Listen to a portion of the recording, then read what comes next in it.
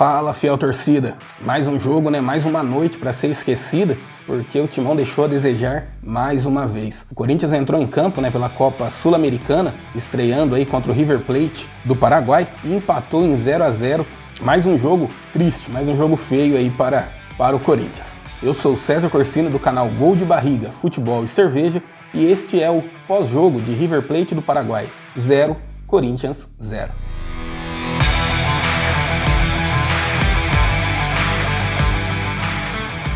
No jogo desta quinta-feira, o técnico Wagner Mancini optou pelo que ele tinha de melhor, vamos dizer assim. Juntou ali os últimos 4 jogos do Campeonato Paulista e fez o time para enfrentar o River Plate. Então a zaga que a gente já conhece foi a titular nos jogos contra o Guarani e contra o São Bento, que tinha o Cássio no gol, Fagner na lateral direita, Bruno Mendes e Gil no miolo de zaga, e o Fábio Santos na lateral esquerda. Já no meio-campo, ele opta pelo time que seria o time alternativo. Então ele utilizou ali o Xavier, o Camacho e o Luan, que esses jogaram nos jogos contra a Ferroviária e contra o Ituano.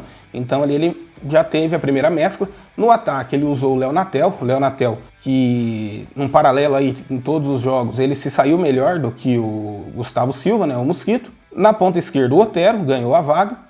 E o ataque foi o Jô. Eu também entendi que essa escalação dele priorizou a experiência, né, em detrimento à juventude. Rodrigo Varanda teve um problema físico, né, quando machucou o pé, nem viajou com o elenco. E outra coisa que deixou a torcida com uma pulguinha atrás da orelha aí foi o zagueiro Raul Gustavo, que foi muito bem no jogo contra o Ituano. Eu elogiei muito ele no nosso último pós-jogo. E ele sequer viajou, nem foi relacionado para esse jogo. Ele está inscrito na competição, mas não foi relacionado. A zaga reserva tinha ali o Gemerson e o João Vitor, né, que foi muito bem também contra o Ituano, mas surpreendeu o técnico Wagner Mancini não ter levado o jovem Raul Gustavo. O jogo em si, o Corinthians desde o primeiro momento procurou agredir o adversário, foi para cima, mostrou ali a vontade de vencer e chamou muita atenção a questão das variações táticas, o que a gente não via em outros jogos. Nesse acabou ali o Corinthians saindo do tradicional 4-2-3-1 para algum momento um 3-6-1, o time variou bem ali. Nessa variação o Xavier vinha fazer um terceiro zagueiro e ele dava saída de jogo. Ele fazendo o terceiro zagueiro, ele dava liberdade tanto para o Fagner pela direita quanto para o Fábio Santos pela esquerda. Em muitos momentos o Fábio Santos estava sendo um armador do time ali ao lado do Luan, permitindo ali que o Otero ficasse aberto pela esquerda e tivesse uma variação bem interessante ainda no primeiro tempo. E no começo do jogo o Corinthians teve algumas chances, mas não conseguiu abrir o marcador.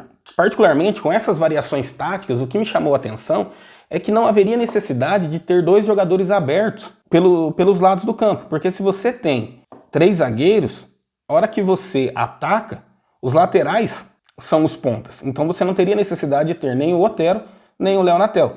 Muitas vezes, a hora que o Fagner ia subir, ele não tinha espaço ali, não conseguia triangular com o Léo Natel, porque a defesa do River Plate estava bem postada, e acabava ficando muitos jogadores numa mesma faixa de campo. Outra coisa que eu reparei no primeiro tempo, que chamou a atenção, era que o time estava muito bem, só que essa bola não chegava com velocidade no ataque. Então ali no meio campo faltava um jogador com as características do Cantilho, que é o cara que recebe, olha e consegue fazer um passe longo, quebrando as linhas adversárias. Seria interessante. Mas o Corinthians foi até ali a metade, uns 30 minutos do primeiro tempo, tentando, massacrando o adversário, mas com muita dificuldade de criar, de chegar até o gol, né? As principais finalizações ou foram para fora ou foram direto na mão do goleiro, então não criou tantas chances, ficou bem abaixo do que se esperava. O desempenho, vamos dizer assim, taticamente, o time estava bem, só que pecava em alguns detalhes técnicos, né? Seja na hora de finalizar, na hora de concluir um drible ou um passe mais elaborado, o time não conseguia se desvencilhar ali da boa marcação que o River Plate do Paraguai fazia. Indo para o segundo tempo, o técnico Wagner Mancini já volta com o Cantilho. A hora que eu vi o Cantilho na beira do campo, falei, opa, excelente troca,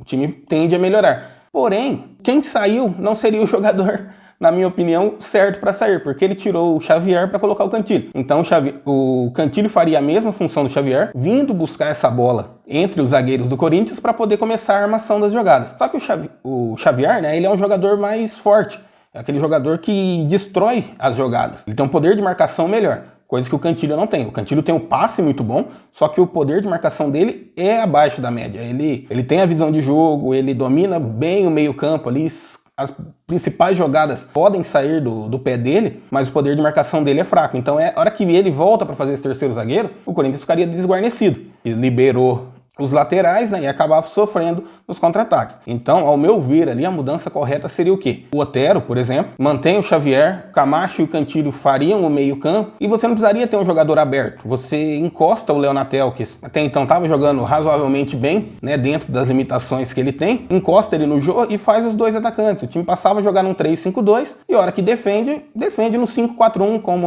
já é o que o Corinthians normalmente faz, né, um 4-5-1, um 5-4-1, desce todo mundo para marcar, porque todo mundo tem a obrigação de marcar e atacar. Eu entendi que essa alteração não foi a correta e não melhorou o time até acabou ficando mais vulnerável, sofreu ali em alguns contra-ataques do time do River Plate. E o time não melhorou. O Léo Natel caiu muito de produção, do começo do primeiro tempo para o começo do segundo, não acertava mais nada do que tentava, muito abaixo mesmo. E surpreende também a morosidade da comissão técnica do Corinthians, né?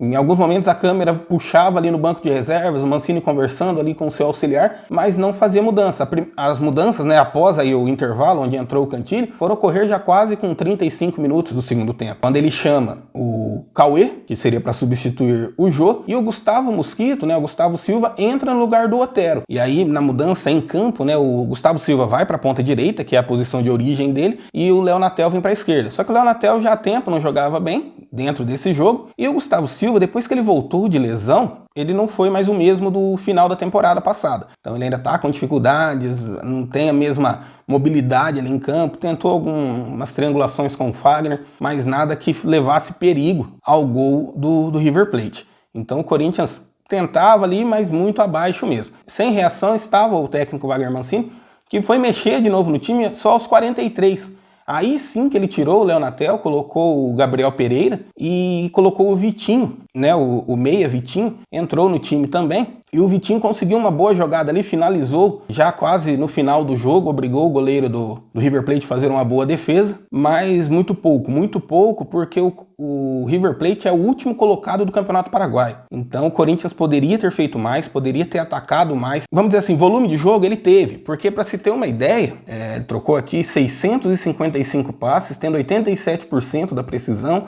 77% da posse de bola, finalizou 11 vezes ao gol. Só que assim, e no jogo de hoje, diferente de alguns jogos que a gente observou no Campeonato Paulista, esse passe não foi aquele passe lateral, aquele passe buscando o zagueiro ou o goleiro, era o passe tentando o ataque. Como a posse de bola era maior, então, natural, o time que fica mais com a bola, ele vai trocar mais passes e ele vai errar mais passes. E finalizou 11 vezes, das 11, 4 foram no gol, mas foi pouco. Foi pouco porque faltou aquela jogada mais aguda, aquela vontade mesmo de ganhar, aquela garra, mais uma vez, aquela vontade ficou devendo. E principalmente, volta naquela situação, a Copa Sul-Americana classifica apenas o primeiro de cada grupo. Ele tem o Peñarol do Uruguai, que acabou vencendo e vencendo bem o Sport Huancayo, que é do Peru. Então abriu aí, ele venceu 5-1, então ele é o primeiro colocado, tem 4 gols de saldo, então já é para o Corinthians abrir o olho, até porque é o próximo adversário. O Corinthians enfrenta o Peñarol na próxima rodada da Copa Sul-Americana. Então é melhor o Corinthians abrir o olho aí e jogar mais, porque senão vai ficar pelo caminho, com certeza. Pontos positivos, individualmente, eu não consigo destacar ninguém do Corinthians como ponto positivo no jogo de hoje. O time, de forma geral, assim,